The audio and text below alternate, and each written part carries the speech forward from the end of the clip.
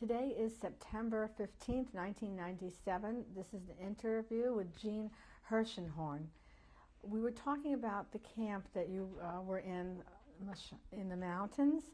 Were the families staying together in the barracks at this camp? Yes, I was with my mother and father at that time. And can you describe the barracks a bit? There wasn't like barracks in the concentration camp. I really don't remember exactly, but the whole attitude was like to get out from there. And we were waiting until maybe they would allow us to go, but that didn't happen. And we did that journey on our own. You were talking about having a Pesach there. Yeah, but was no Pesach at all. Not matzahs, not nothing. They didn't supply us with anything. Well, what kind of food were you given? To survive. Do you remember if it was bread or soup or what it was? Yeah, it was probably bread, was soup. I don't remember even if 3 times they fed us or only 2 times. Do you recall if the people tried to organize any activities there? No, no. It just was going on, sitting all days long, not doing anything. So everybody was thinking how to get out from there. So people sat around. Were you allowed to go outside the barracks? No, just around there where we were located. And there was some outdoor area you could go into? I suppose so. And was the camp surrounded by a fence of any kind? Yes, was fence. Yeah. You weren't free to go out to the town or something, no. So who was it that you gave these valuables to so that they would let you leave? There was a man, he was a Volksdeutsch, he had a wagon and horses, and he took the money and he took us. He took us from there to Kratzau only. And from Kratzau we had to organize ourselves further on. We were maybe a month undergoing from town to town, resting up at night and going further on. Was this you and your mother traveling together? And my sister and a neighbor from our house, what we was taking out together. There were a man and a husband and a little child. And what were conditions like in Petrikov when you got there? Very bad. You know, we were in the ghetto. We were living in very bad conditions. And same thing, my father didn't work, and I was the one who also got in touch with somebody about sweaters I used to take out and sew a little bit. And then we got rations from the government. Not from the government, like from the gmina, like they used to say. And that's the way we lived until 1942. When you got there, did your father have a place to live? We lived together. It was like a family from my mother's side. We used to live there. So you moved in with your mother's family? Yes. Was their original home within the ghetto area? That was in the ghetto. It was in the ghetto, yeah. And how much space did you have? Very little. She was an old woman, and she had a daughter, and we managed somehow. Then I got very sick. I got typhus in 1942 in Petrikov, where I was more than a half a year in hospital. But I had a cousin who was in contact with the Germans, and they used to bring the first penicillins for me. My father prayed I should already die. I used to have 42 temperatures, like 104, for 3 weeks without a stop. But I must have a very strong heart that I survived. And he actually was able to get penicillin into Yes. the ghetto. Yeah, the German brought it in for him. It was not legal. But how did he manage to get the German to do this? I don't know. My cousin used to work for him. He was a tailor. He used to do all the tailoring for him. And they did that for him, not for me. They didn't even know me. Who were the doctors in this hospital? I don't know. The problem was Jewish doctors. That was in the ghetto, not far away was the hospital where I used to live. Were you the only one in your family who got typhus? Yeah, yeah. You mentioned the rations. Do you remember what they were, what amount you were given? The ration of how food. much food? Very, very little. My mother used to do a little bit tailoring to earn a little zlotys, you know. It was hard. It wasn't easy. When you did the sewing, were you also paid in zlotys? Yes. So now, where did you go to buy the food? In the ghetto. It was not legal, I don't think even, but we managed somehow. Do you recall if there were any organized activities in the ghetto? No, not really. Not really. You had certain hours when you used to be able to go out and to be back. You know, then, no, not too much. Was the ghetto fenced in? Yes, yes. You couldn't go on the other side, it was fenced. Did people leave to go to work? No, they used to go with commandos, you know, like the Jewish police was there. They used to take out the people to work, to the huta, and they used to bring them back at night. No one in your family was able to get a job? No, no. Did anyone try to? And my mother was working a little bit, as I told you, as tailoring, to patch things and something like that. And she did it for the Jewish people, you know, who was already living in Petrikov. We were like the one we came in there. And she had to find some connection. She used to do a little bit work with the machine. And how did your family survive while you were in the hospital? Because you this had I been really don't know. You don't know your Probably from the rationing things and what I was allowed to get. And when you left the hospital, your family was still there. You went back to them? Yes. I wasn't going into them because an aunt of mine, not far away, took me from the hospital and I was with them.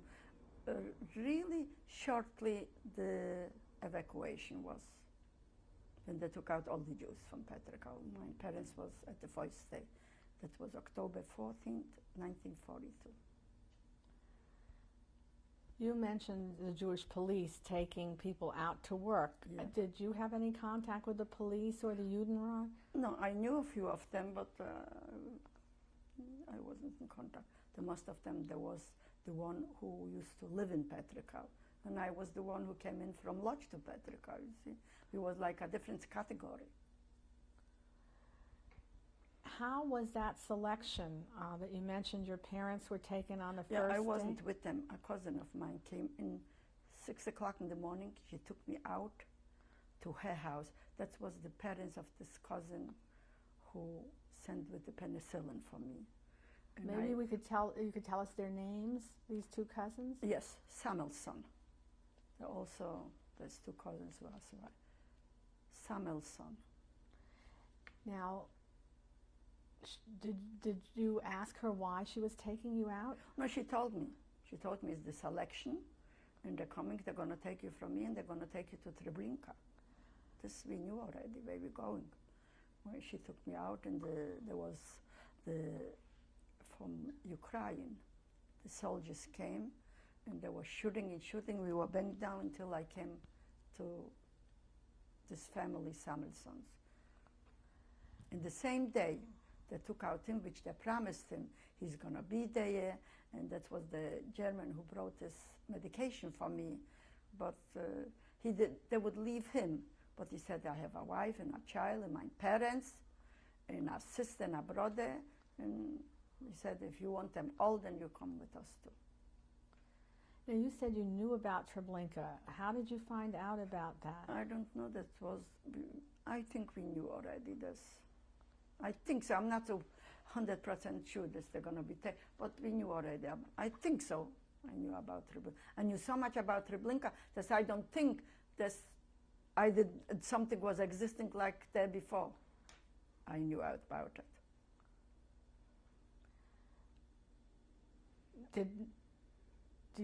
Did the general population of the ghetto know about these camps? I really don't know.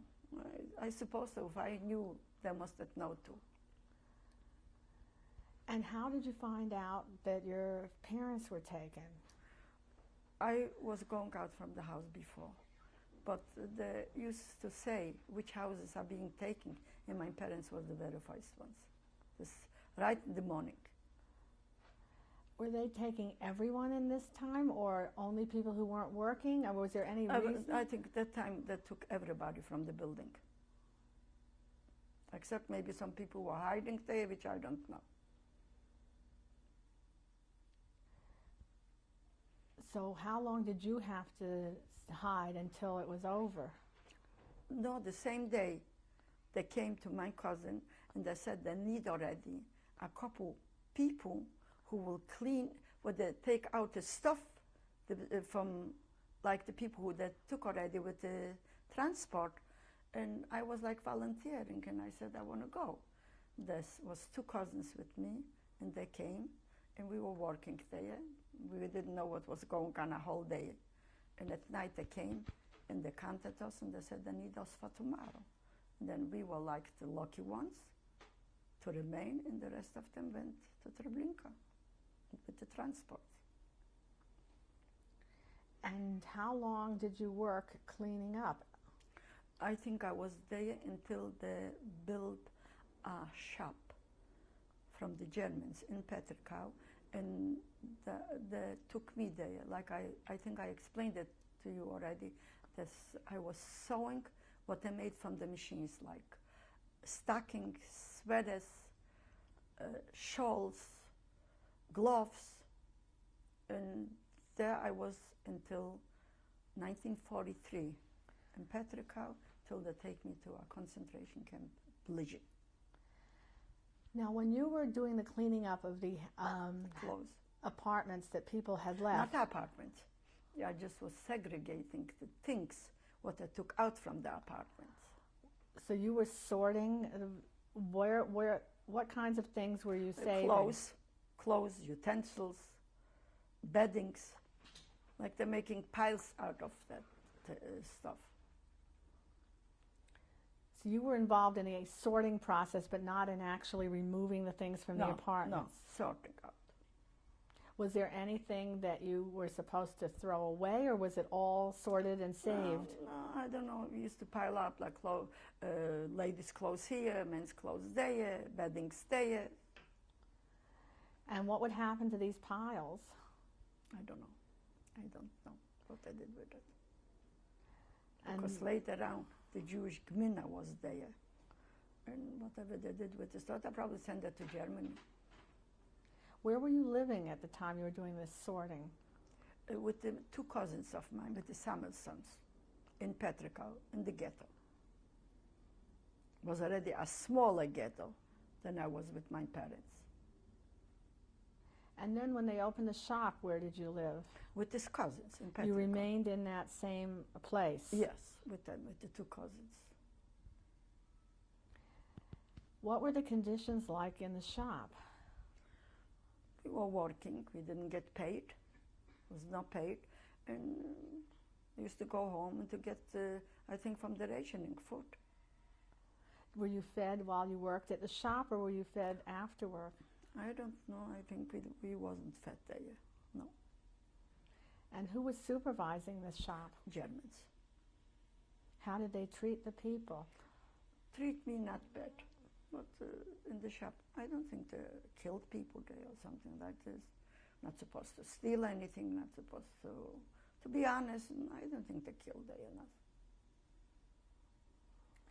And did you have any idea where the things you sewed were going to go? For the military, I knew. Yeah, it goes for the military. Did you work on any particular kind of clothing, or? You know, I explained it to you. It was for gloves, stockings, shawls, hats. So one person would work on all these different things, or would you No, specialize? no. You see, I was like the one who was responsible for a certain amount of clothes, how much to make, and I used to give it out to the people, to the other women, and they used to make it. But they didn't ask the other women how much they make. I was the one who was responsible for that. How did you get that position? I don't know. It's probably because I was capable to do it. How did they know that? You find it out by doing it, by working. Did you ever have a time when you didn't have your enough of your items that you were supposed to turn in? No, I was responsible because there was older women and children, and I used to do it for them to have the contingent. And how long did you do this? I was there from 43 to end of 43. No, I think a year was it, until 44. I was there a whole year. And then from there I went to Auschwitz. They liquidated the whole shops there. There was like bunkers, you know. The shop was one bunker, and then we used to go from the shop to the other bunker where to sleep. How did this liquidation take place? From Blizyn, the comment they told us they're sending us to Auschwitz. I don't know if we knew we were going to Auschwitz, but the place is liquidated and you're going to another place. Did they tell you you could take anything? How much would I? There was nothing to take from there, believe me. And how were you transported? In cattle wagons, not anymore in personal wagons. With the train. Took maybe a week until we come there. From there to Auschwitz, from Blizyn to Auschwitz. You were in the train for a week? Maybe a week, yeah. Was any food or water given to you? No. When they stopped, you know, on stations, there's some good people came, they gave a little bit water in, maybe a bread or something. I really, you know, that was so sad that everybody was there begged we shouldn't come alive, not to come alive there. How much they could give us food. Then we coming to Auschwitz, they shaved us completely, took away all the clothes. I remained with one little dress. That was July, it wasn't so bad, but winter came out. I was there until the end of December, 1944. Now, when you came in there, was there a selection? Yeah, Mengeles. Mengele was there when you first arrived? Right. How did And you then know? we got the, So let's say you're getting off the train. What did you see when you got off the train? nothing. I think there was a sign Auschwitz. I think there was a sign Auschwitz. Had you heard of it before? No. And what happened as you got out? We got out.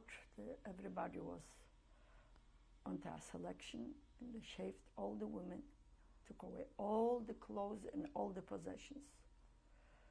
Were most of the people with you selected to go with you for life? Because were these younger people who had been working in the shops? Yes, they were the people who was working with me in the shop. So now when you went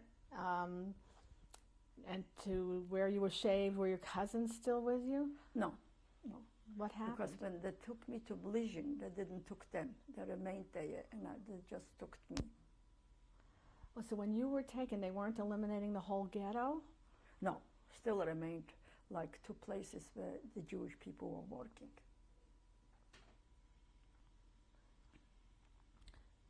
So now when you went in there, you mentioned you were shaved. You had never had a number before in... No, in Auschwitz I got the number. You got the number. Would you be able to show us your number? Maybe if you hold it like this a little bit. And can you tell us the number?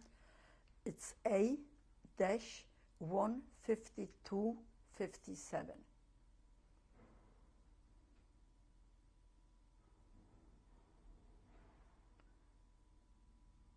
And then did they gave you something to wear?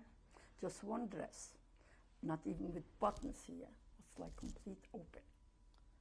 I found it somewhere, a little string where I made holes, and I tightened it a little bit. But it was off. Were you with anyone you knew?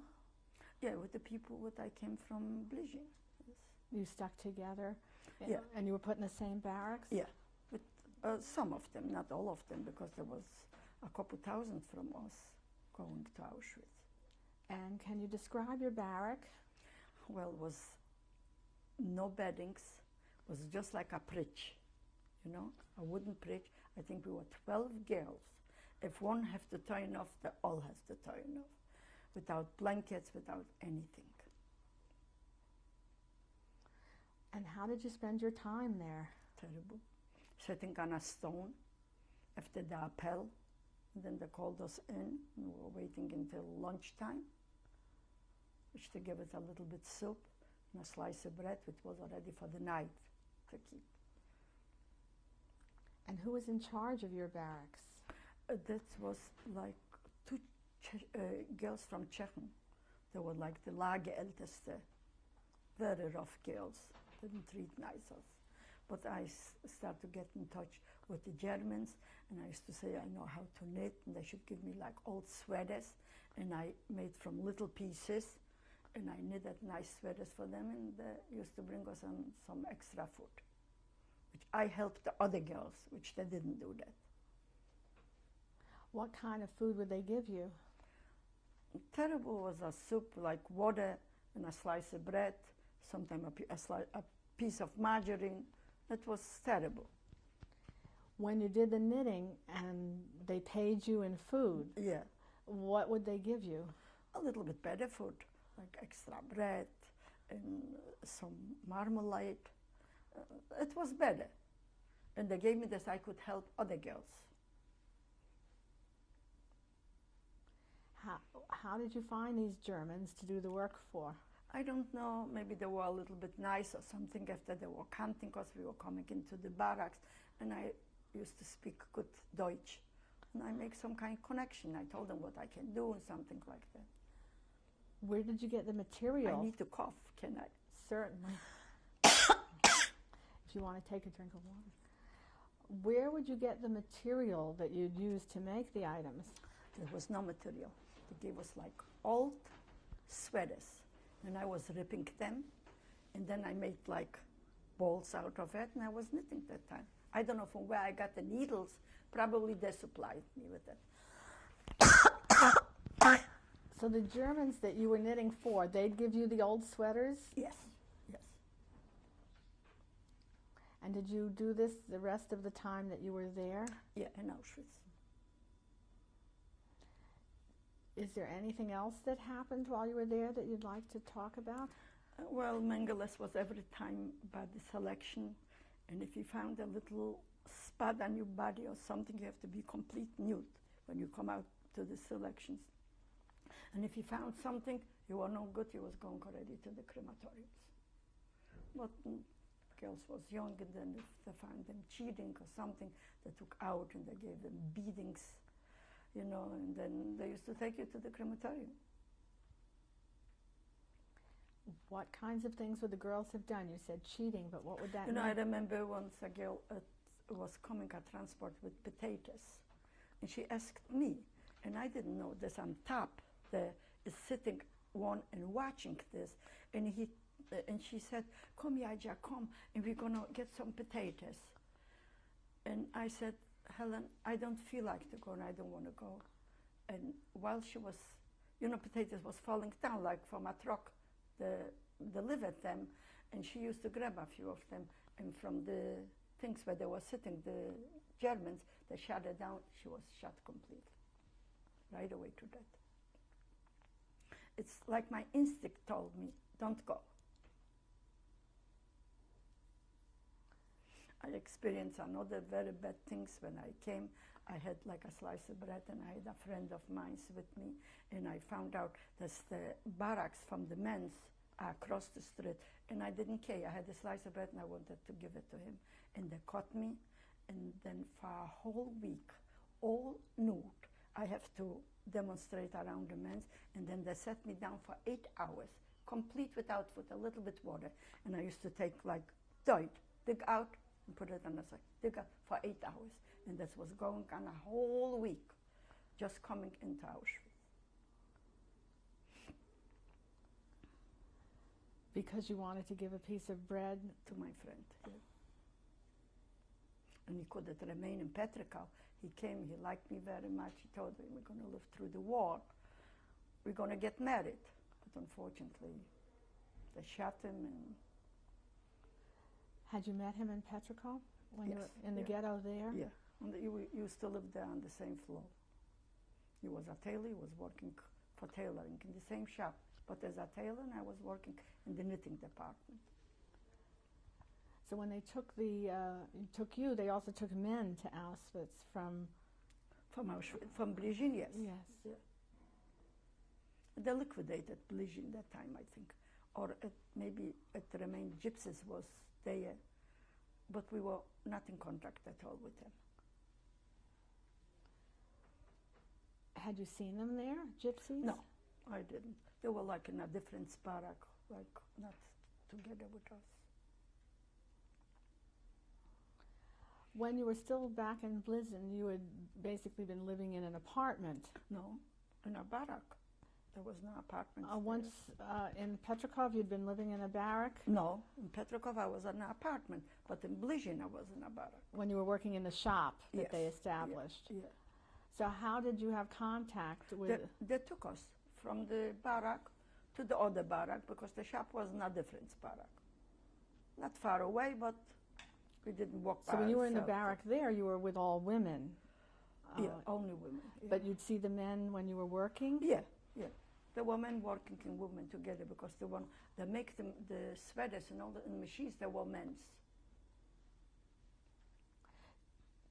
Just to go back a little bit to Blizyn, was everyone working a day shift or were there more than There one were shift? 3 shifts, and we were changing 8 hours.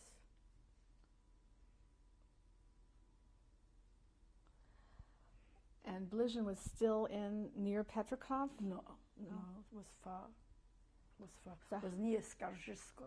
And how would you come from Petrikov to Blizyn? Also by Kettle Tech train.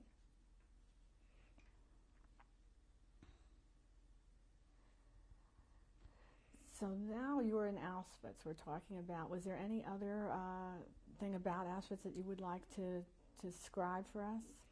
Well, there wouldn't be an end to it, but this is, I think, the most what I can recall about it. That was until December 1944.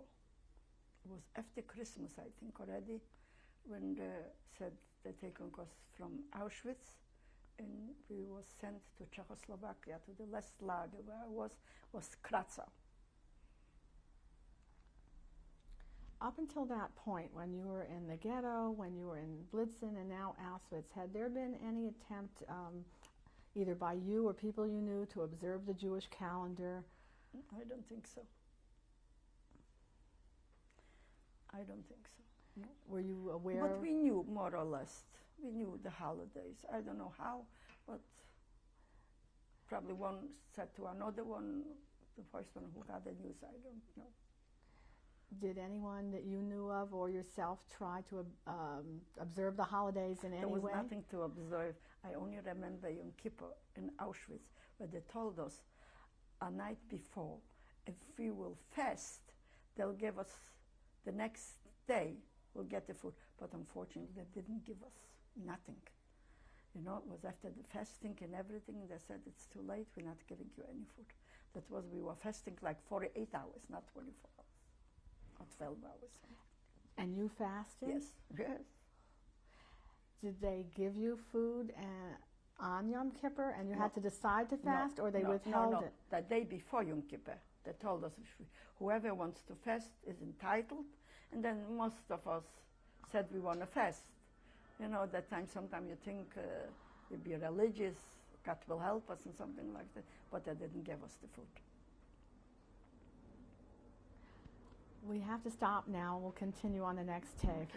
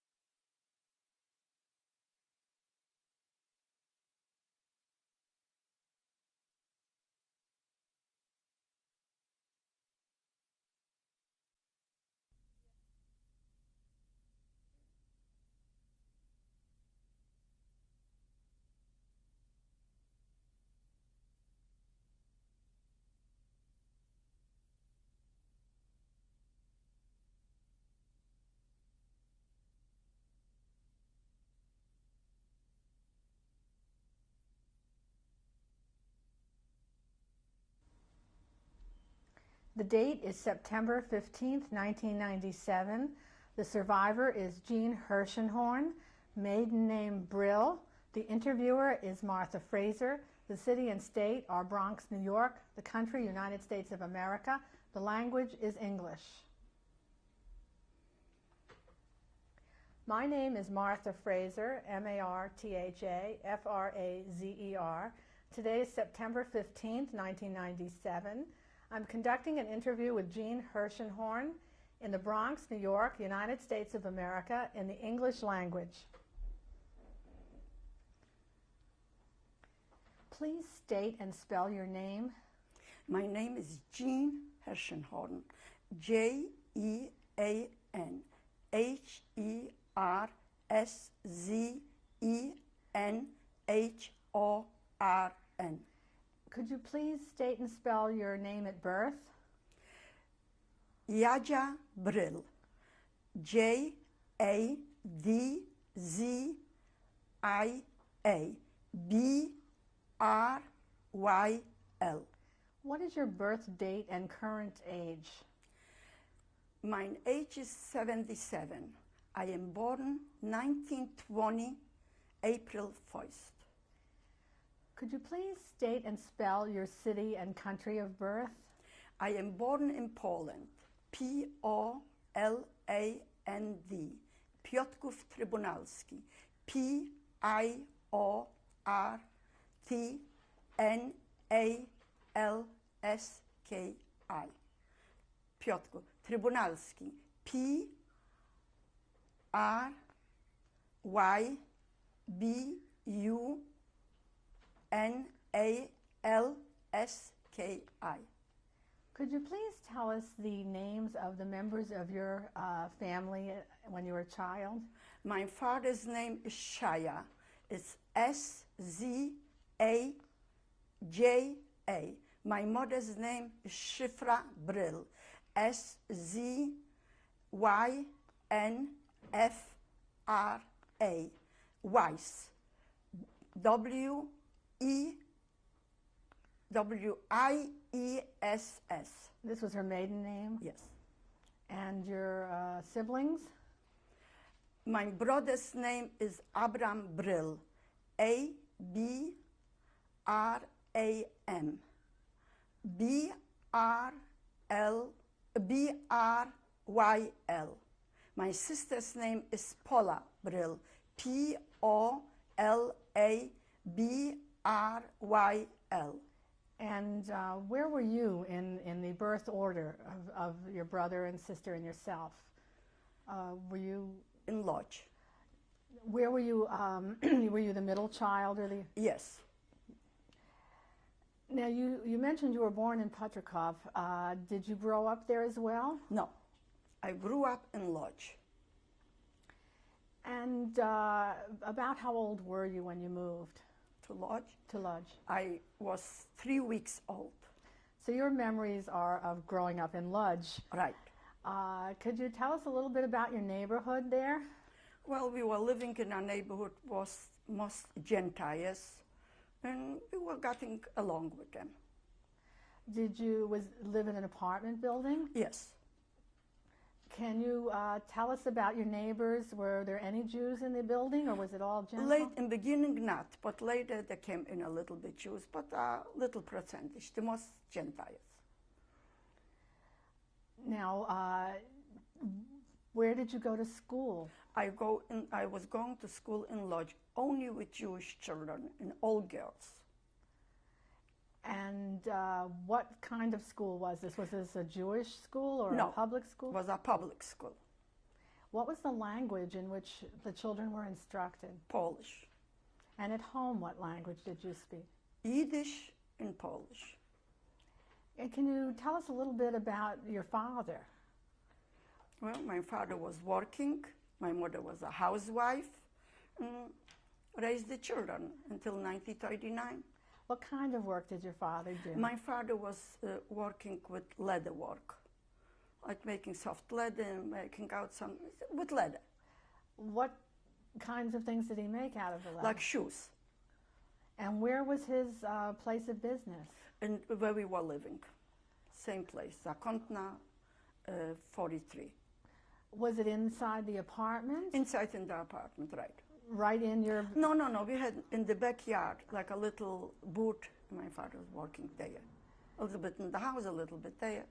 And to whom would he sell these shoes that he made? To the Gentiles. I mean, like rolle, they used to say most, and they used to make it out at.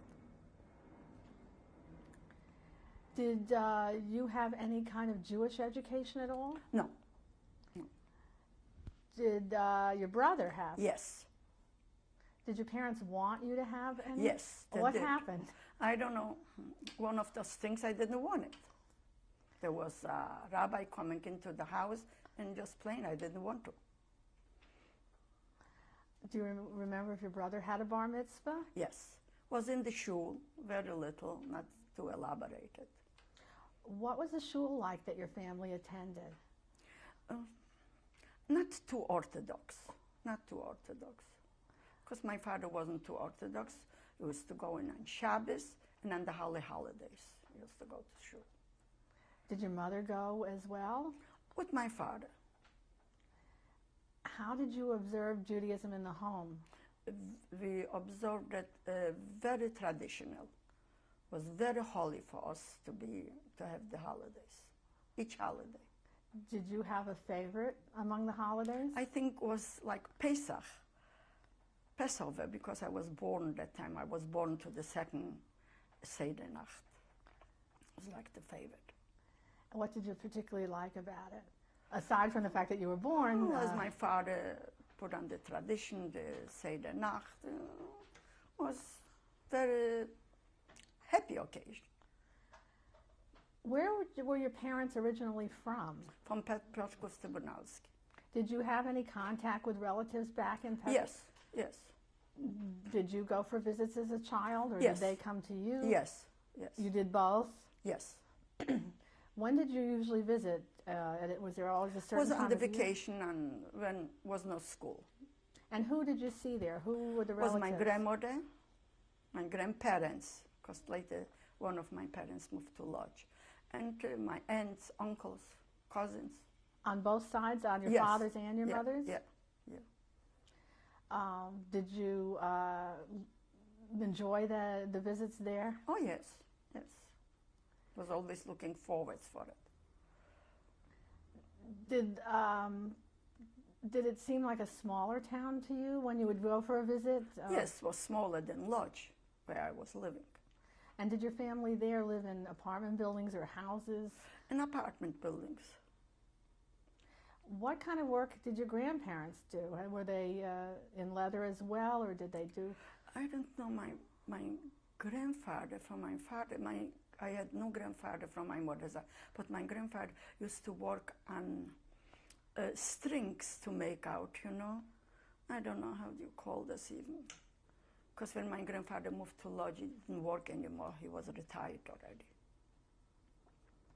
What did you enjoy doing as a girl, aside from going to school? Well, I belonged to a gym club, and I like it very much. And my social life, I spent it there. And I belonged to the organization Bund, because the social club, this gym club, was from the Bund organization too, on the day label. Did you participate in any other Bund activities besides sports? Not too much, a little bit. I had friends going there, and I used to go with them for lectures. How old were you when you joined the sports club? 14, when I graduated from school, from public school. I went in to get new friends and to have social life. How did you like school? Very much, very much. I was a very good student. Did you ever have any ideas of going further in school? Yes, but my parents couldn't afford it, and I went to work. So you were 14 when you finished your Public education? School, yes, and I went to work. Was this public school free? Free, yeah. But any further schooling your parents would have had to pay for? Is that No, it? no. There was a free high school kind of thing that you could have gone to? I don't think so. So they might have had to pay money for you to go on. Yes. Did you have any particular subjects or interests in school that you liked? Well, I liked it. History. I liked singing. I liked knitting, doing all kind of work like this. And I enjoyed school very much. So did they actually teach knitting and sewing in school? Sewing, yes, not knitting, but knitting I learned, like, I don't know, from myself it came. Tell me a little bit about your mother. What kinds of things did she enjoy doing? Well, my mother was a tailor. And she used to do all the tailoring for us, not for customers. And she was a housewife. My mother was an educated person and it helped us a lot when we were going to school. Did you have to help her a lot with the housework? Oh, yes, I did. I did help cleaning and all those things I did. And what was your brother doing now? How much older than you was he? My brother, almost 5 years. Almost 5. And he was a tailor. Was he working? Yes. In Lodz? Yes. Now your sister. My sister was only 14 years old when the war broke out, and she didn't do that, nothing. Had she been going to school as well? Yeah. Yes.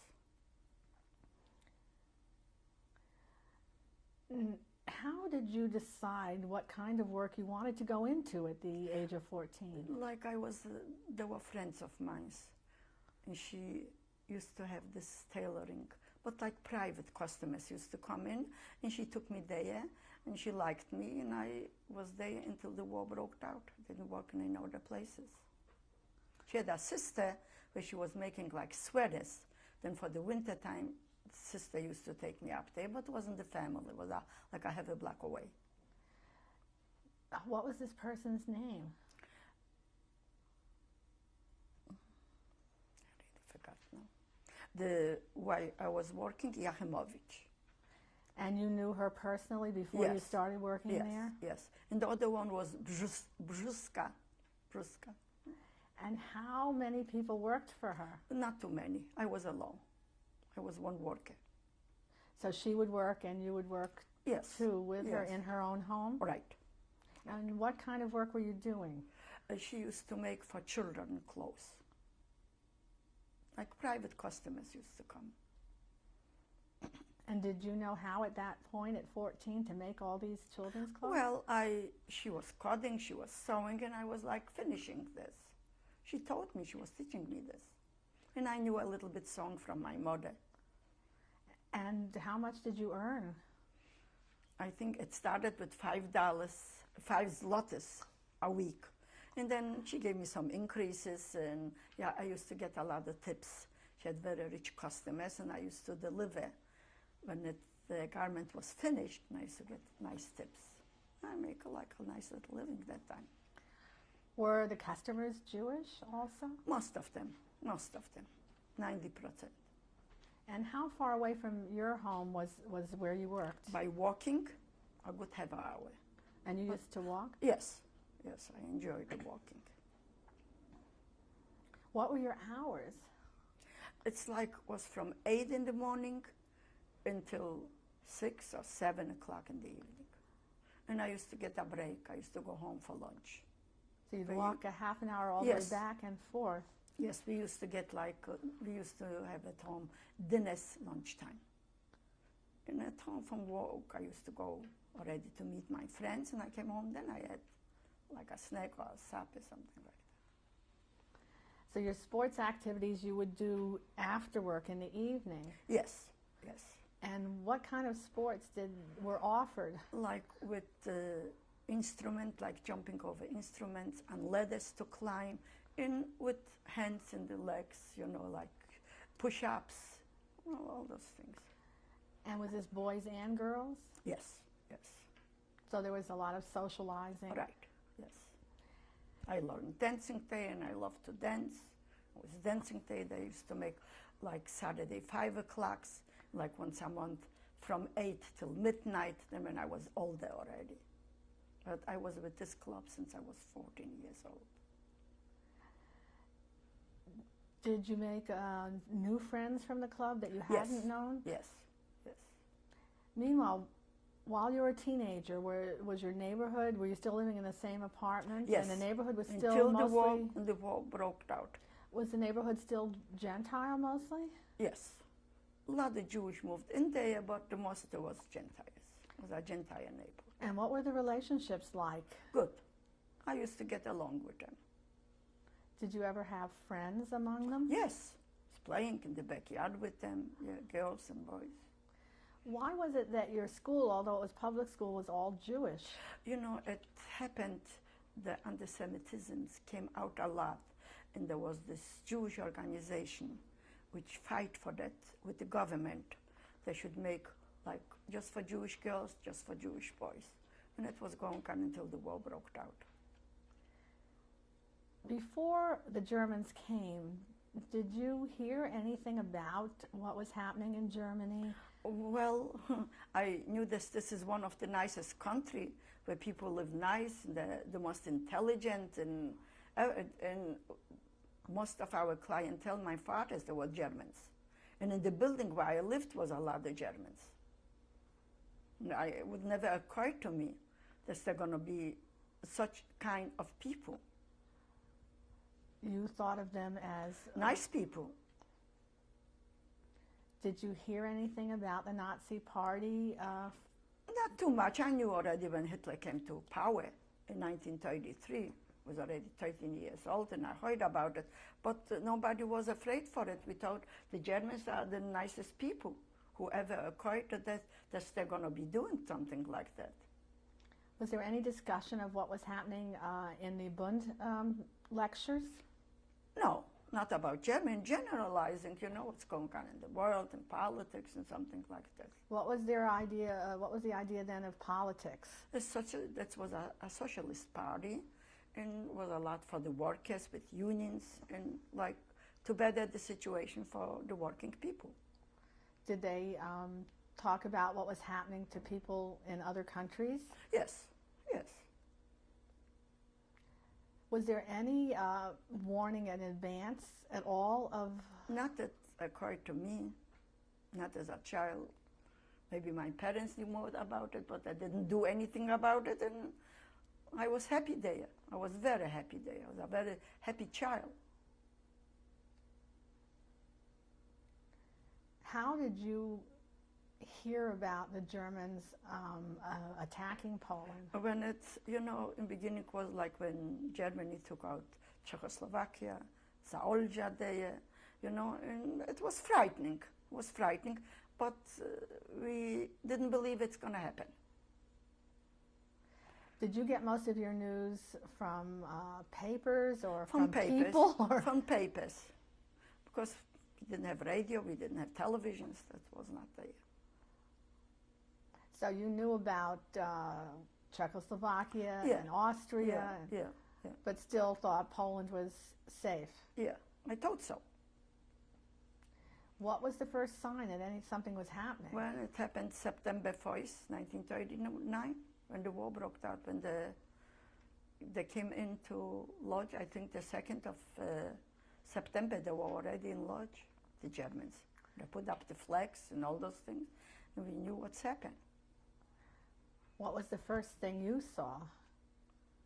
Yeah. I saw the Germans, I saw the military, I saw all of them. And when they first came in, how were they acting toward the people? I really wouldn't know too much about it, because the young people, the men especially, they ran away. They ran more like to the Russian sun, and like was stopping. You know, I couldn't go to work anymore, and I couldn't go shopping anymore. They described the Jewish people, they didn't allow to do us all those things. What did your brother do when... My brother ran away. He went away, yeah. Where did he go? He went like to the Russian sun, but he didn't reach there, and he got sick, and then he came back after 2 months or something like that. He came back. Was he the only family member that tried to run? Yes, yes. My father didn't want to go. He wouldn't leave my mother with the 2 girls. Was your father able to keep working at all after? No, stopped everything. The customers didn't want to come. Everybody boycotted because we were Jewish. Had there been any change in attitude of the German people living in your building? Yes, they did. Yes. How did they start acting toward you? Well, nothing specially to me or to my family, but the whole attitude was already, they don't want us, they don't like us anymore. So you're talking about nobody working after the Germans came. How did you get food? Well, I started to work a little bit later. There was a brother to the one who I was working by, who lived far away, and he had machines to make out sweaters, and I used to go there and to bring them home, and I sew, and he was paying me for it. It was very hard to go. They could catch me with a bundle, and they could arrest me, but something I was saved. And who would you be able to sell the product to? I didn't sell. You know, I brought it back to the man who made this stuff, and he was the one who he was selling to, whom I don't know. And would he pay you? Yes, yes. Now, were you the only person in your family bringing in any income? Yeah, the most. And where would you go to get the food? In the neighborhood, but it was hard. We used to go have a nights to get up and to stay in the lines to get the bread.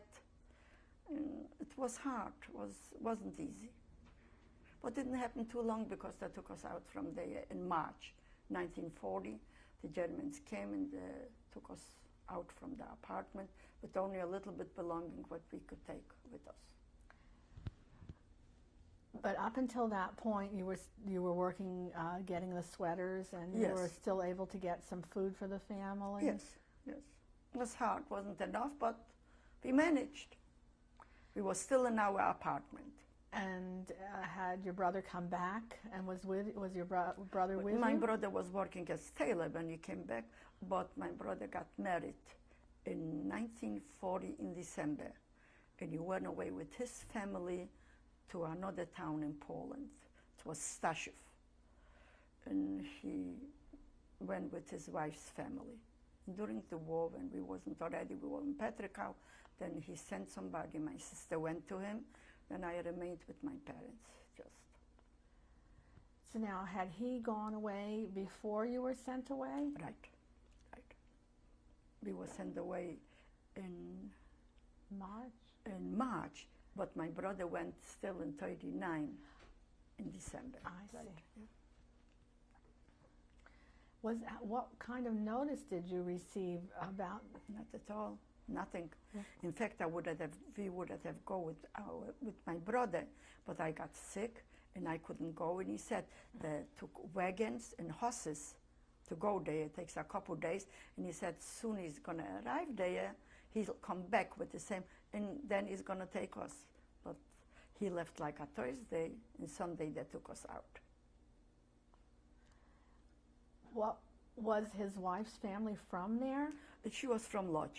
She was from Lodz. Well, did you know why he thought that it would be better for everyone to be going? It would be better if he would be with our brother. I mean, the end would be probably the same thing, but my brother used to make a living there. He was to do the tailoring for the Germans, and he had it very well. So you received no notice. How did it happen? What did they do? Nothing. Like Sunday they came in, knocked on the door, and they came in, and they gave us maybe a half hour or even less, something like that, and they took us. And what did they say that you could bring? Whatever we can take with us. Was there a limit to how much you could carry? No, how much could a person carry, you know? So what did you decide to take? Yeah, some clothes probably, a little bit clothes, and that's it. Did you take any food? I don't think so. I don't there was food to take along. Were you told anything about where you'd be going? No, not at all. But right away we was stripped down, nude, and they stuck us in, and it was a freezing night. I remember like now, we were staying and waiting until they're gonna do the examination on us. And then they kept us there maybe a week, and they sent us away from Lodz. They sent us like to Mszana-Dolna. Now, where did they keep you for the week in Lodz? It was like a place like a hole, a big hole. They accumulate a couple thousand of Jews there. And we were there until they had probably communication for us. And they took us on personally trains, and we went to Mszana-Dolna. Now, what kind of trains were you on? This time, that was personal trains. It wasn't bad. But from there in the concentration was different trains. Now, during that week, did they give you food there? Yes, but not too much, you know, you cannot expect any, but we were getting food. Did you know any of the other Jews who were with Yes, you? I met the people from the neighborhoods, which they took us together with them. Did they leave your things with you that you had brought? Yes, yeah, we could take it with us. When they sent us away from there, we took those things with us. So after they had the medical examination, you got your clothes back, Yeah, and you could take everything you brought Yeah. on the train? yes. Did they tell you where you were going? No. When did you find out where you were? When we came there, they told us where we are. It was not far from Zakopane, like the Krakow, Zakopane. And what was the camp like there? It was on the, we was barricade, but it was not, they didn't give us any work to do, nothing. They just was feeding us, and they didn't do nothing to us. And then my father saw there's no way to stay there, and he, like whatever he had from gold or something, he gave it away, and he decided he wants to go to Petrika. He was thinking by coming to Petrika, we'll be able to make like legal everything because we are born there, to call for us. But after he arrived, after a couple months, probably by legs and from town to town, then he let us know that he cannot come. We have to do the trip just the way he did it. And that's when we decided to do it. It took us also maybe more than a month until we arrived to Petrika. That was July 1940. Had you taken some valuables with you to this camp? That time they didn't took away too much from us because it was hidden a little bit, we hid it a little bit things, but we gave it away everything for the price to be able to go to Petrika, where my father is. Now, who was running this camp? Who were the guards? The Volksdeutsch. That was not the German from Germany, but the Volksdeutsch. That was the Germans who lived in Poland. They were running this camp. And how were they treating the people? I see, we wasn't too much in contact with too many people, and they gave us some food. I remember Pesach, we were there on Yom Tov. We better stop now, and I'll ask you more about that on the next tape. Okay.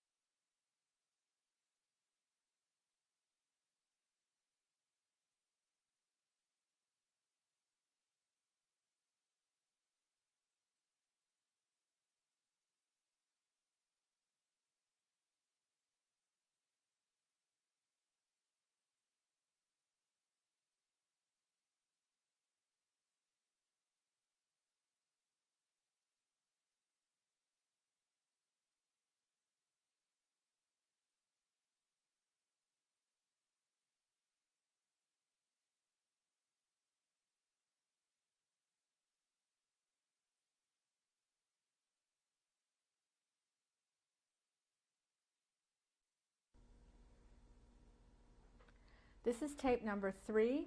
Today is September 15th, 1997. This is an interview with Jean Herszenhorn.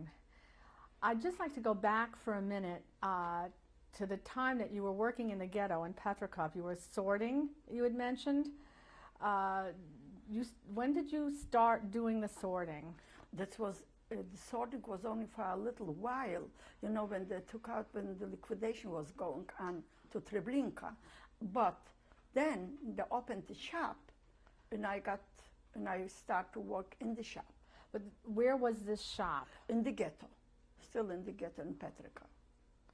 And what kind of work did you do in that shop? No, that was the same kind of work. It was the sweaters and the gloves and the shawls. And this was within the ghetto? In the ghetto, yes. And how long did they keep this shop open? Until they liquidated, and they took the shop with us together to Blizyn. The same work as what they had. We were continuing the same work. Where did everyone live while they were working in Petrikov in the shop? Everybody was in their own homes. In the ghetto, in their own homes. In Blizyn, we was in barracks. Men separate, women separate. So when was the move from the shop in the ghetto to the shop in Blizyn? In 1943. In the summer? Yes. And everyone was moved together? We were on the cattle cars to move to Blizyn too. And how long a trip was this? Maybe 8 days. So when you got there, you were still with the same people that you'd Yes. been working with? Right. Did you have any particular friends that you made in the shop while you were still in the ghetto? Yes, yes. I was close with 2 girls.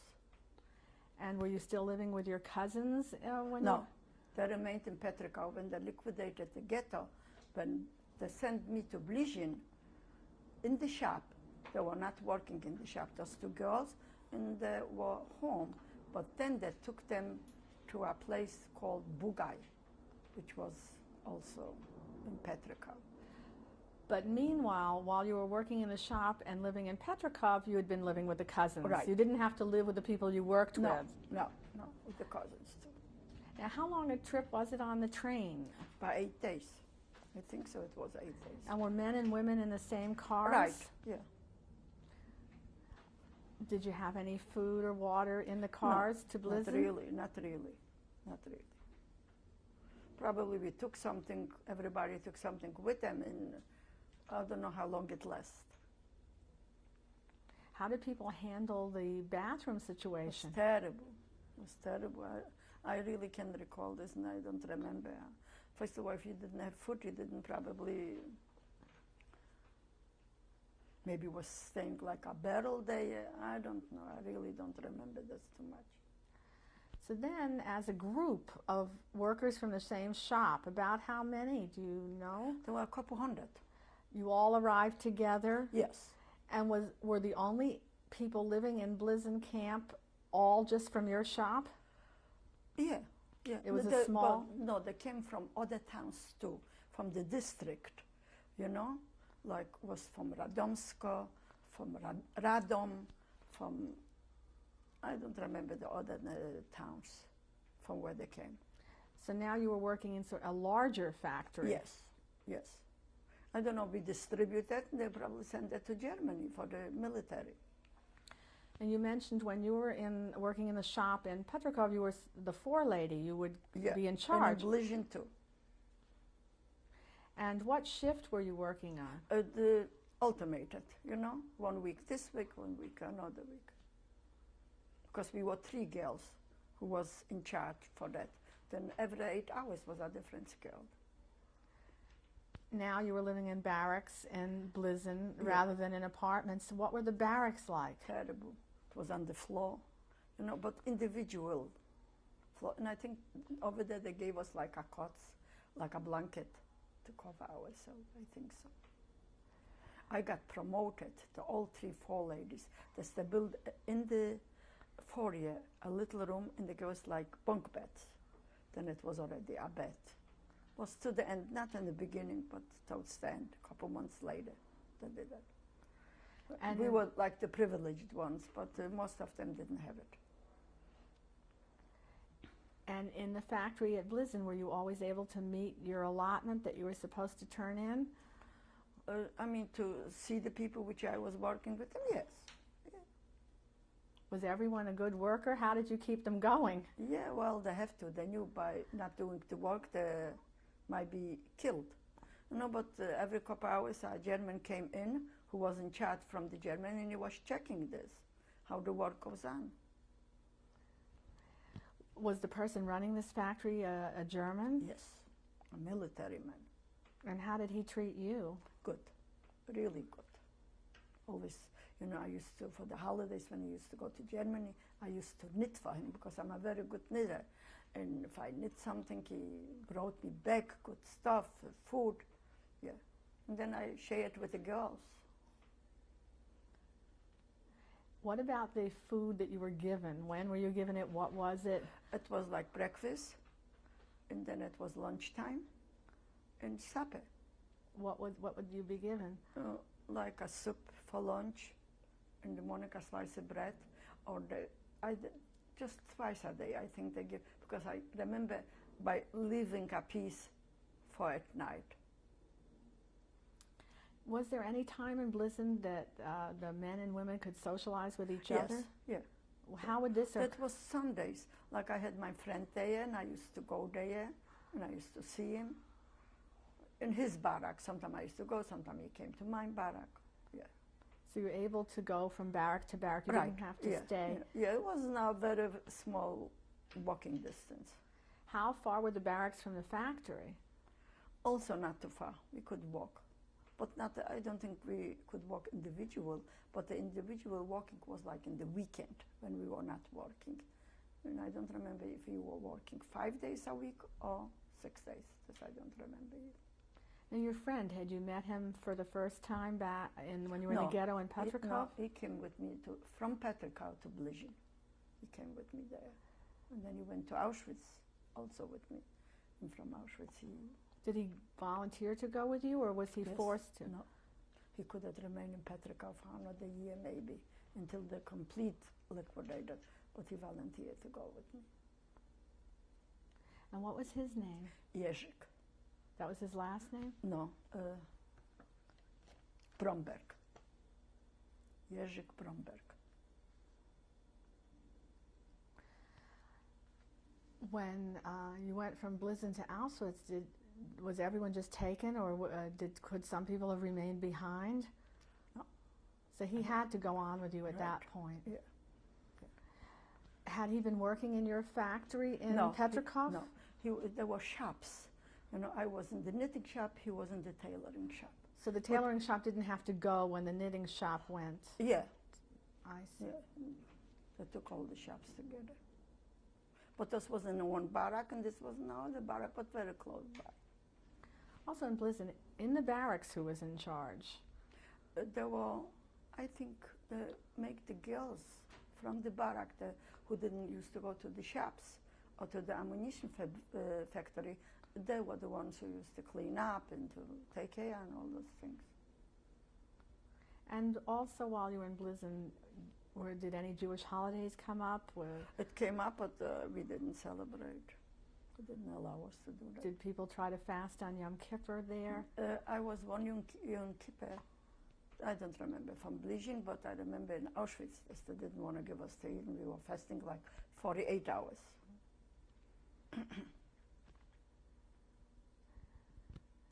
When did this Mr. Bromberg start talking about that you would survive the war and that you might be able to get married someday? Well, before the evacuation came from Petrikov, you know, even the president from Petrikov used to say, if I would be living in Petrikov, maybe he would allow me to remain in Petrikov with him together and the Huta Kara, or Huta Szklanna Kara. But as he didn't allow me to remain, he volunteered to go to Blizyn. That was his choice.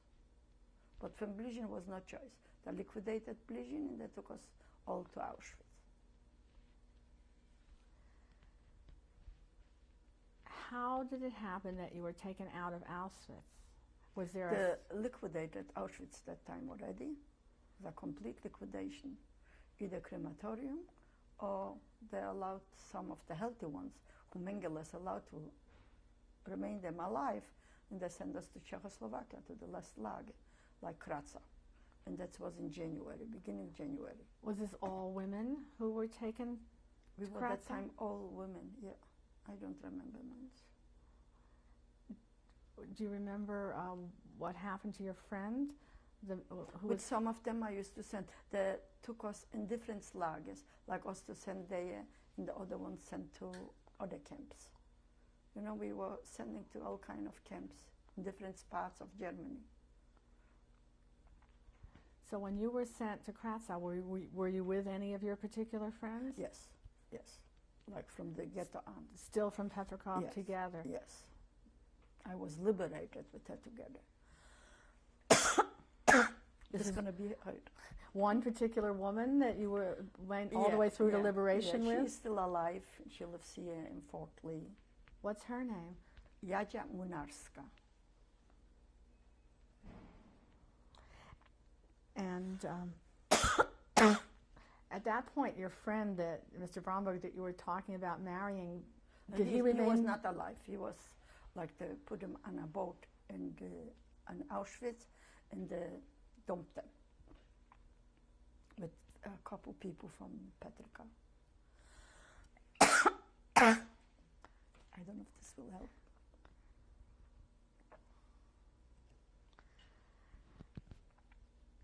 Did you know what happened to him at the time? I heard it. They put them on a boat and they dumped them in the water. This is on the way leaving? From Auschwitz, yeah. But you heard this after the war was over? Yes. Now, how long did it take to get to Kratzau? From Auschwitz, probably a couple days, but I cannot remember exactly how long. And again, you were on cattle cars? Yes. What was Kratzau like when you came there? What did you see? It was a town. I didn't know the town because I remained in the barrack, you know, but over there they gave us beds already. We had beds and blankets and a pillow. And the most of them was sent to ammunition factory. They made ammunition. And me, they picked just, again, to clean the barrack, that I didn't see the town too much. How big a camp was this? Not so big like in Auschwitz, much, much smaller. Was it all women? I was with all women. I don't know if whatever was there in the town, I really don't know. I remember one thing which I did not tell you about the interview, and I remember that was in 45, and I think was in April. That was the last oven from Grossrosen. We were not far from Grossrosen, Zittau, Grossrosen, and didn't have enough women to put on our oven. And I think that was Mengeles, which came in and made a segregation in the barrack, and he took me to the factory.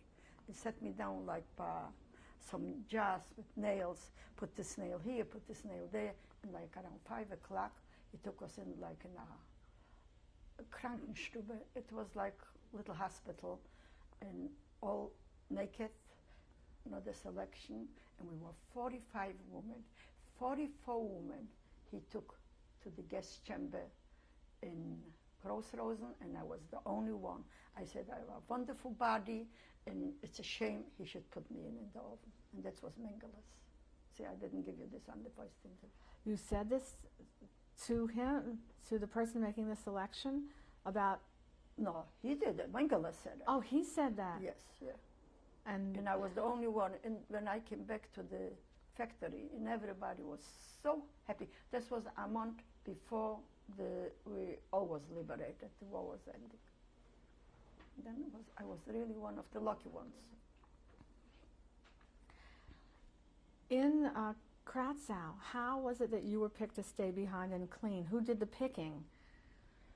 The Lageräldestes from there. They just picked me.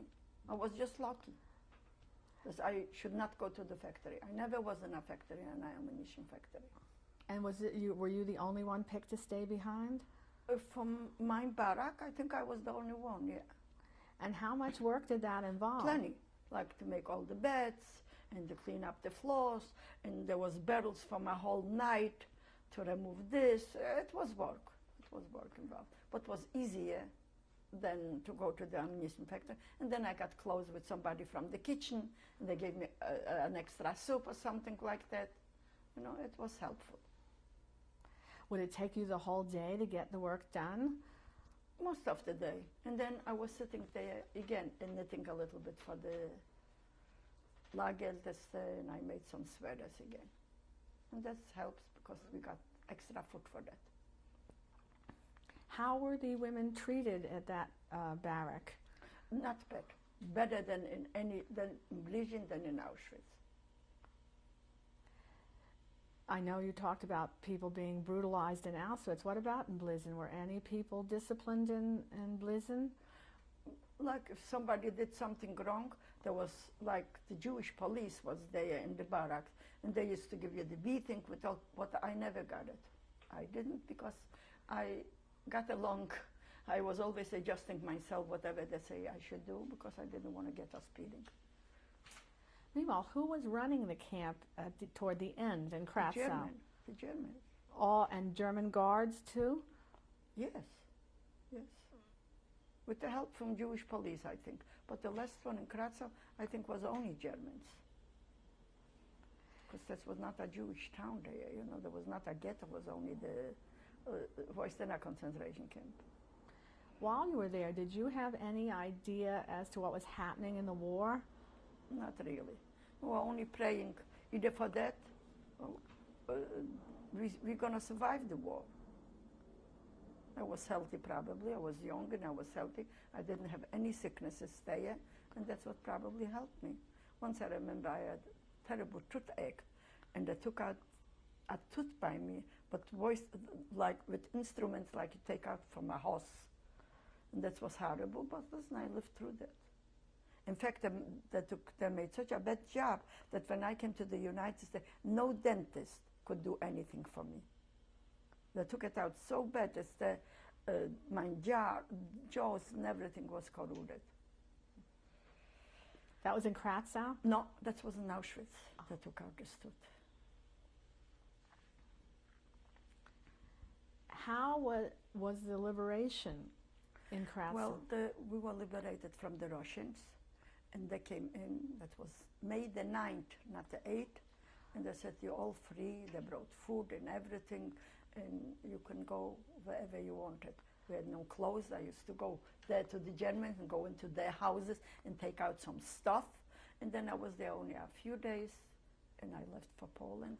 Now, was there any fighting around the camp before the Russians came in? No. I mean, on the front, probably. But you didn't hear it? No, no.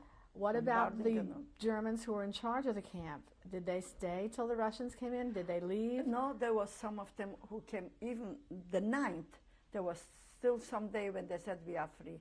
In fact, there was one who treated me very bad. I used to clean the bathrooms, you know, and I told one Russian, and he arrested her. Whatever they did to her, I don't know. These were German women? Yeah, she was, you know, she was in a uniform, a woman. How did she treat you badly? Yeah, by cleaning the bathrooms, I had to lick it with my tongue first. Yeah. Were they all that way, or was this a particularly... It was her, the way she treated me. I don't know what was going on in the ammunition factories. I don't know because I wasn't there. How did the Russians treat the women when they came in? Well, the soldiers wasn't too nice, and like they wanted to sleep with the girls and all those things, and that's what made us decide to run away fast from them. And to make the journey, like I was thinking, maybe my sister, my brother is still alive, because if I am alive, why not them? But unfortunately, I came and I didn't find anybody. I was the only survivor. Where did you go? I went to Lodz. I went first to Petrikau, and I could get my documents because that was still the magistrate I used to call, and I could get my birth certificate. And I went to Lodz because I heard a cousin of mine is alive, and I went there. And from there I met my husband, which I knew from before the war, and I got married in June 1945. June 24, 1945. How did you know him from before? I knew him from before the war, from the club, from the gym club, where we were together. And his name? Monia Kuczynski. And how did you meet again in Lodz? I went to a place where they said this the Bund, this organization, sent in some help with money and something. But coming home, I got knocked in by the railroad train, and I came in with such a burst. And I had very high temperature, and I went through surgery. And he had already an apartment because he was liberated in January. Then he said if I wanted, I could go in there, and I went with my friend there. And 3 weeks later, I got married to him. Because I knew him, he knew my parents, I knew his parents. At that point, when you got married, did you know about your brother and sister yet? Yeah, I knew because there was a place in Lodz where you registered yourself when you come in, and I used to go every day. Whoever was alive knew about this place. When he came in, he registered there, and I didn't find nobody from my family, like my sister, my brother. Could you please tell us a little bit about your husband? Was he originally from Lodz? He was born in Piontko, not far from Kutno. I knew him for many, many years, being like maybe when I was 15, 14 years old. He knew my parents. He used to come to our house. And when we met, he proposed to me, and I felt I'm alone, and we got married. And he used to make a beautiful living. He was a tailor. But then the Russian came into Let me just ask you how he had survived the war. Oh, he was in old concentration. He was also in Auschwitz, and I didn't know that time from him. Soon the war broke out. Until when I met him after the war, I didn't know anything about him, but he survived also in Auschwitz. And I think in 1945, beginning, they took them on a voyage or something by walking from one lager to another. And there was one place, I don't remember where, and he said, I cannot walk anymore. And he laid down on the floor in the woods. He said, I cannot go, whatever will be, will be. He was with a brother together. And after the night, the Germans ran away, and he started all by himself, and he came into Lodz. But his brother died on the way. And then when I came to Lodz, and I went to this place, I heard that the Bund sends out some help, and I went in for help. Then I met him, and that's the way he helped me a lot, by going in the surgery with my breast, and we married. And I came with him to the United States with a child. Now, how did you and he decide to leave Lodz? What were your plans? Because the Russian came in and gave him orders. He cannot have private customers. They're going to charge him this much. They're going to pay him for the work and all those. And then we decided we don't want to live anymore a life like this, and we made our pilgrim back to Germany.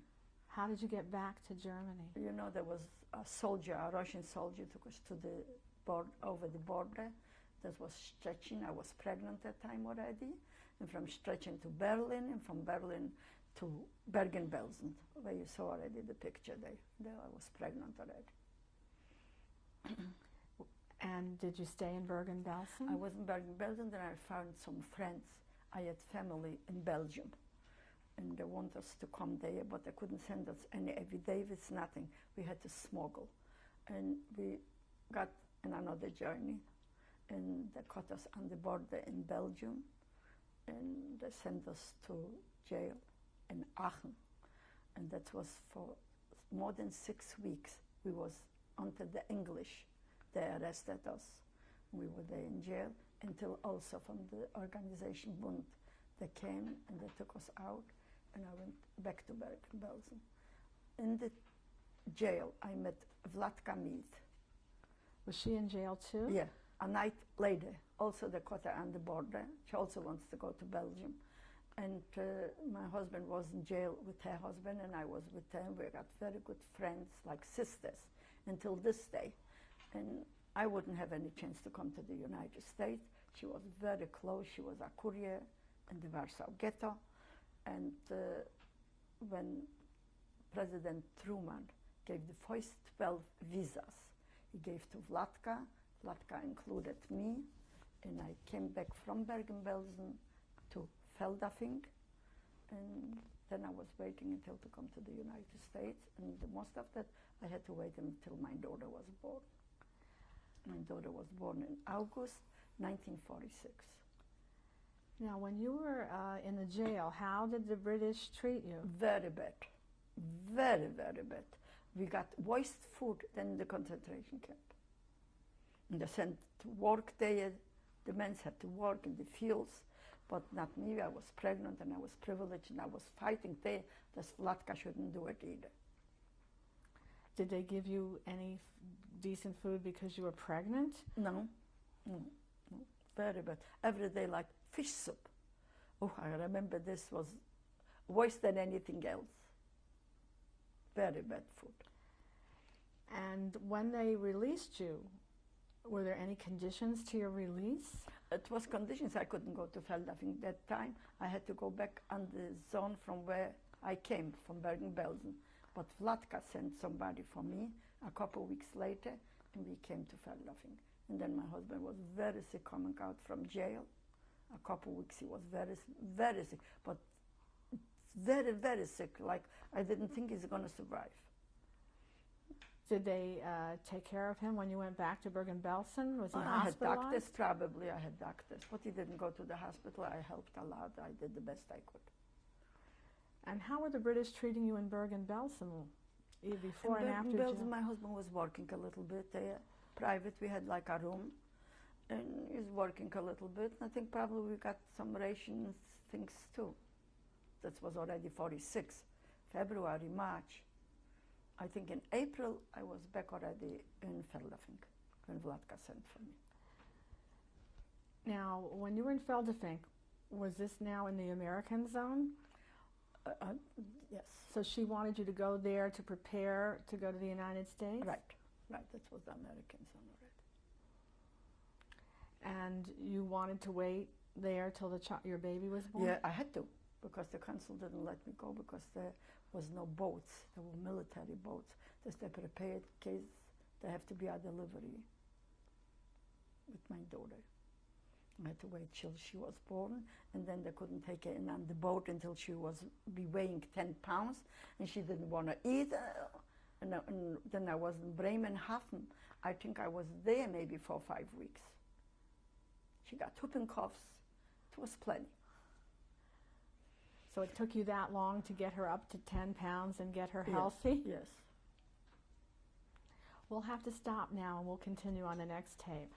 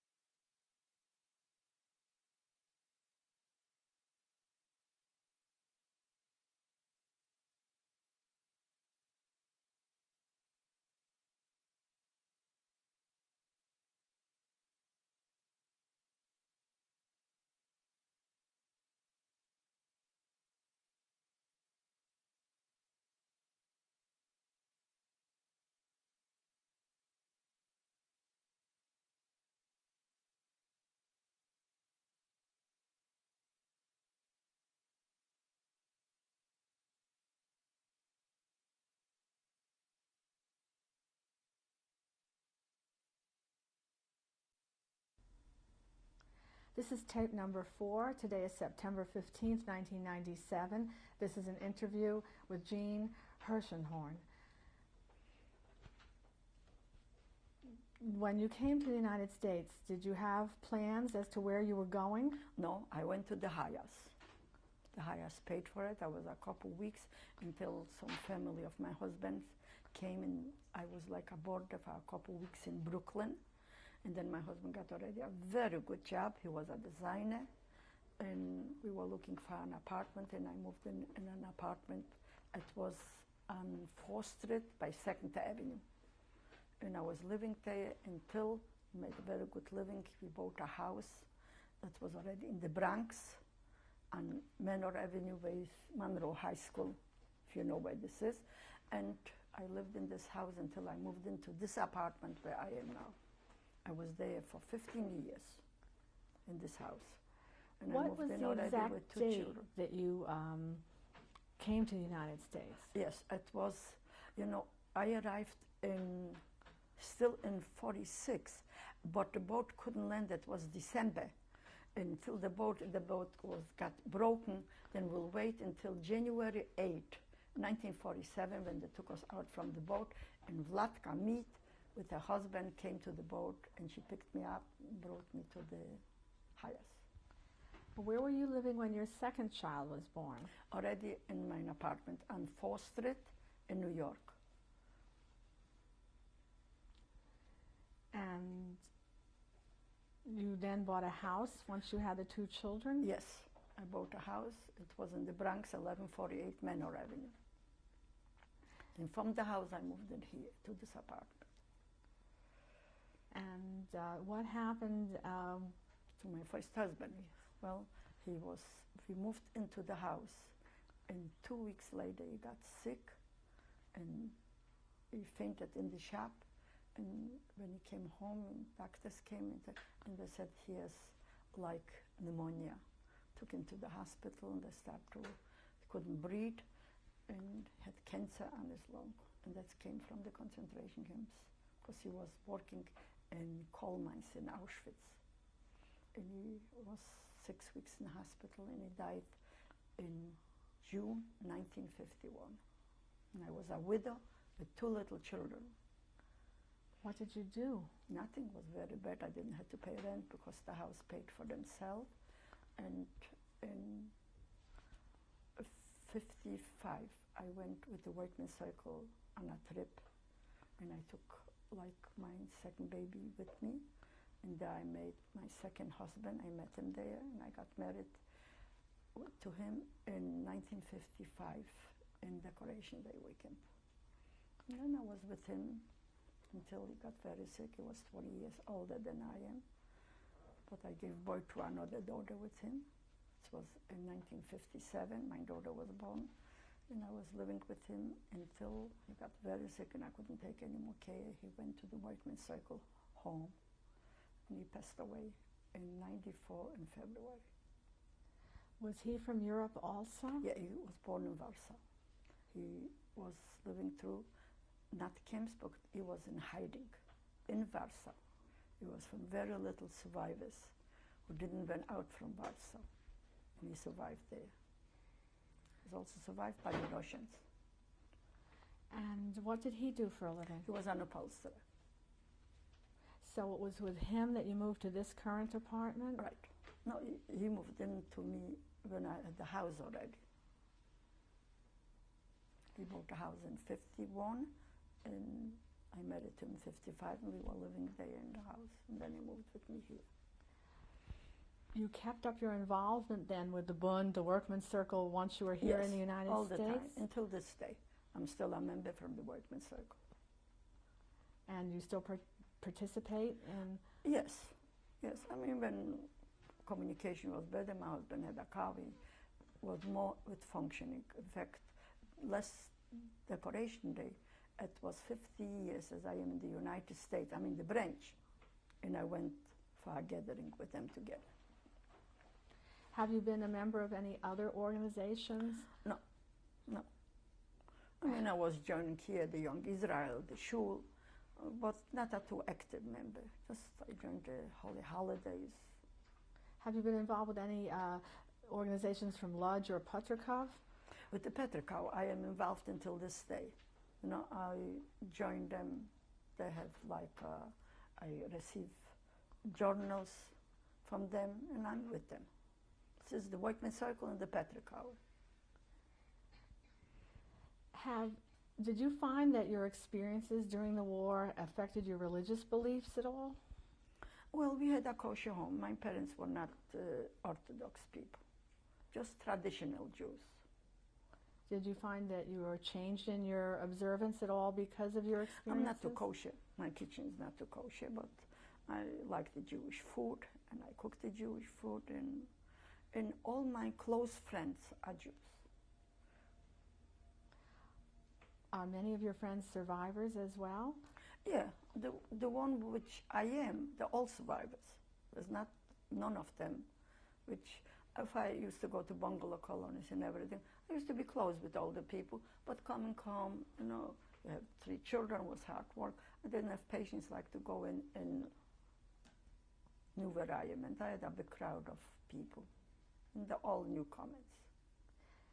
How did you decide that you wanted to give this testimony now? Well, it was my grandson. My grandson did it. You know, he was watching Schindler's List, and he called up your organization, and he did all these arrangements. I mean, it was once, I think Vlatka wanted like Benjamin meat, but I had no patience for it. But now, I don't know, I got into it.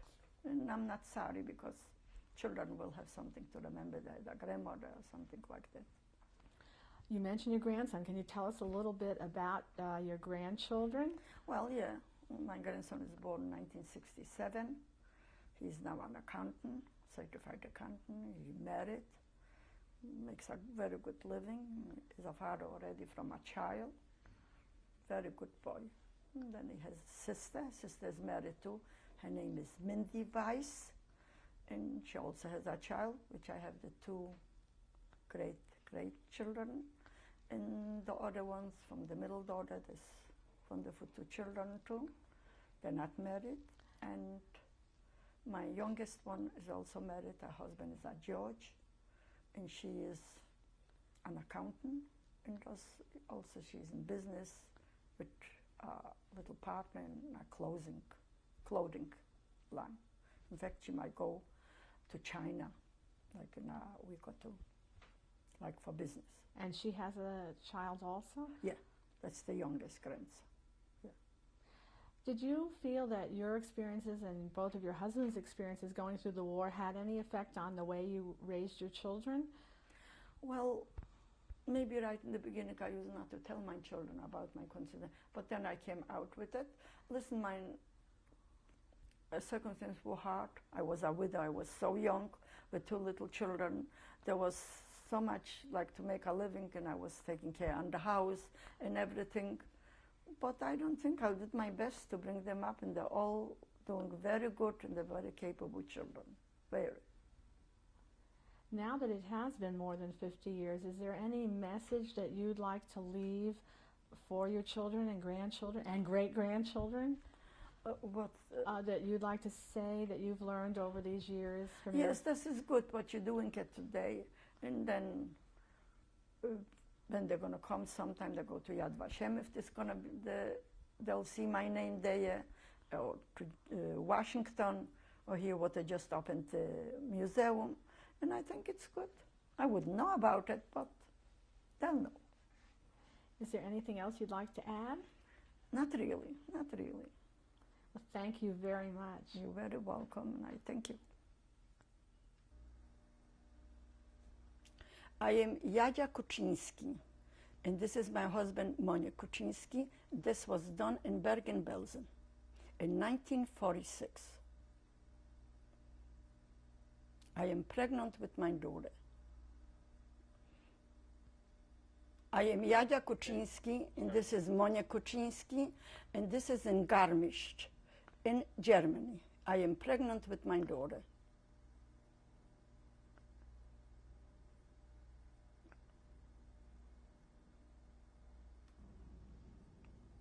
I am Jadzia Kuczynski, and this is Monia Kuczynski, and this is my daughter, Gail Kuczynski.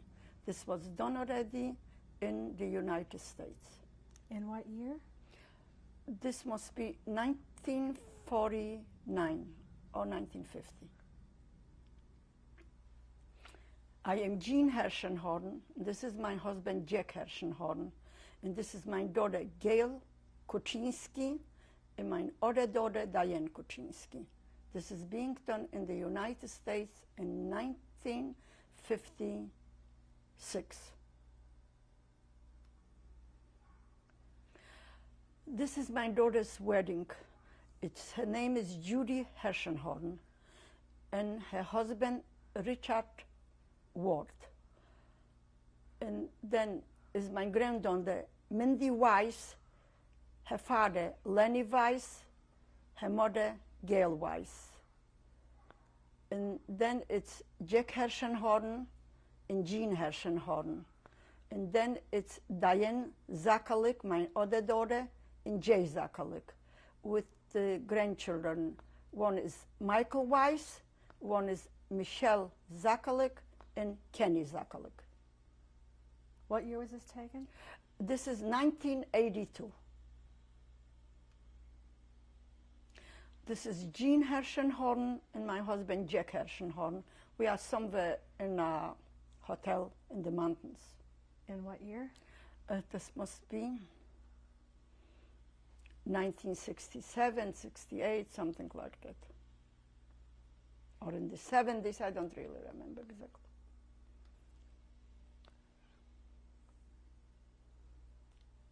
I am Jean Herszenhorn. I'm at the cemetery where my organization, the Piotrków Trybunalski, put up a monument, and I put it up my parents' name, which is my father's name, my mother's, my brother's, and my sister's. And where is this cemetery? The cemetery is in Woodbridge, New Jersey.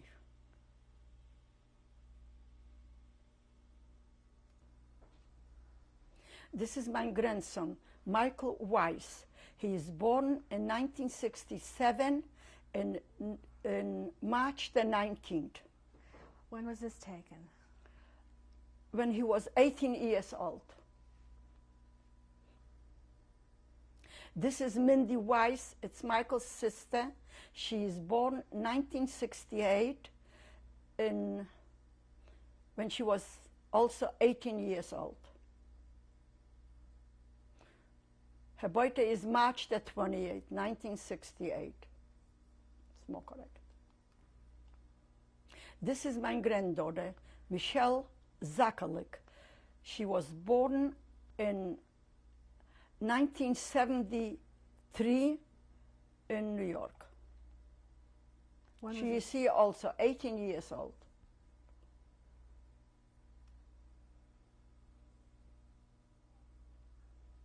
This is Kenny Zakalik. It's Michelle's brother. He is born 1975. He is here 18 years old.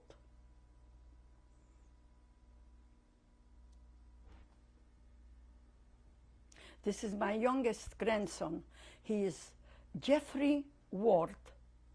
He is born 1988. And when was this taken? Two years ago, would it be 1995? This was taken 1995. This is Samantha. She is my great-granddaughter, Michael Weiss's daughter.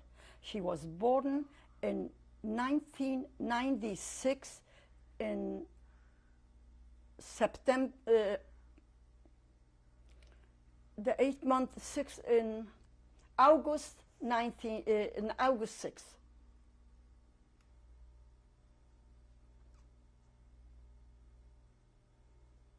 This is my other granddaughter. Her name is Alexis Nastashi.